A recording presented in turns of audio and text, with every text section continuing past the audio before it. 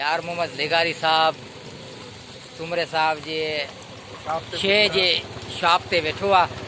हिन नंढी शॉप आहे जेकी ॿारनि जे लाइ हिन कढी आहे, जंहिंमें ही बिस्किटनि ऐं चिप्सूं आहिनि, ही लॉलीपॉप आहिनि, हे केकरस आहिनि, सभु शइ पई आहे। हे पंहिंजो भले भले दाल आहिनि, पेप्सी सोपारियूं आहिनि। पेप्सी ॾिसो ॾिसो ॾिसो यार मोहम्मद लेगारी साहब हे इलेक्शन अचे पई ऐं माशाल्लाह इलेक्शन जो ऐलान बि थी वियो आहे ऐं तव्हां छा था भायो कहिड़ो ग्रुप खटींदो?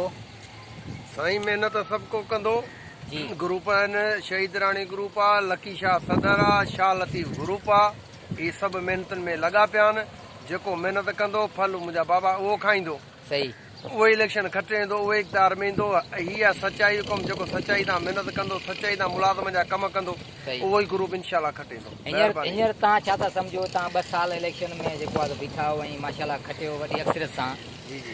हाणे इलेक्शन जेकी थींदी इन में तव्हांखे छा थो लॻे त माना तव्हांजी पोज़ीशन टाइट आहे या आया की हुन शाह लतीफ़ ग्रुप जी पोज़ीशन आहे या नूरानी जी आहे, या तव्हां छा था सम्झो? माना साईं हिते ग्रुप जा साईं ॿ टे आहिनि। शहीद राणी ग्रुप आहे, लकी शाह ग्रुप आहे, लतीफ़ ग्रुप आहे। जी। इहे जेको सो 2-3 ॾींहंनि में फार्म इशू थींदा, फार्म भराईंदा। इलेक्शन जो जेको सो प्रोसेस जेको बि आहे सो तयारु थी वियो आहे। असगर ख़ासि करी करे छॾियो आहे। सुभाणे परे शेड्यूल निकिरी वेंदो। फेडरेशन जो छा आहे? फेडरेशन जो मेंबर आहे हिकिड़ो असगर ख़ासि करी, टनोजाम ज़री यूनिवर्सिटी जो सदर आहे। सही।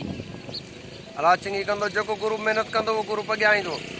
सभु को हींअर इहो ई चवंदो आहे असां महिनत कई आहे, असांजो ग्रुप अॻियां अचे, पर वसा सारो केरु मुंहिंजा बाबा कोन घटाईंदो। सभु को महिनत कंदो। ग्रुप जेको ईंदो इनशाला उहो मुलाज़िम जे हक़ लाइ ईंदो। तमामु बहितर। ऐं असांखे त इहो लॻो आहे त माशाल्लाह हिन दफ़ा बि तव्हांजो ई ग्रुप खटींदो, छो जो तव्हांजे ग्रुप जेकी महिनत कई आहे ऐं जाखोड़ी तव्हांजो ग्रुप आहे।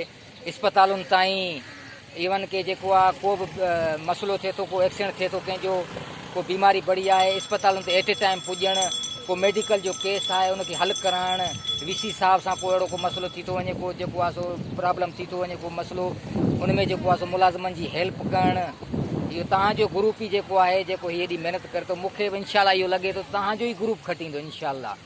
साईं बिल्कुलु इजाज़त, तव्हां सही था चओ। आदि मुंहिंजी को बि मुलाज़िम अगरि हुनखे तकलीफ़ पुॼे थी, फ़ोन करे थो, मोहम्मद अली सदर साहब ऐं सेवा वाइस प्रेसिडेंट, नायब सदर, जनरल सेक्रेटरी, सभु उन जे अला ख़ैर करे विया ऐं फ़ोन करे रखंदी कोन्दासीं त अस्पताल हुजे, मरणो हुजे, पढ़णो हुजे, असीं पुॼूं था। असां तमामु घणी महिनत कई आहे। अॻियां बि इनशाला अगरि इक़्तिदार में अची अयां ई उन खां वधीक महिनत कंदासीं ऐं मुलाज़िमनि जा कमु कंदासीं इनशाला। आमीन। असांजी बि दुआऊं तव्हां सां गॾनि ऐं इनशाला अव्हांखे अलाह साईं कामयाबु कंदो। वॾी महिरबानी साईं यार मोहम्मद लेगारी साहब। महिरबानी। सदाईं आबाद हुजो, ख़ुशि हुजो। महिरबानी।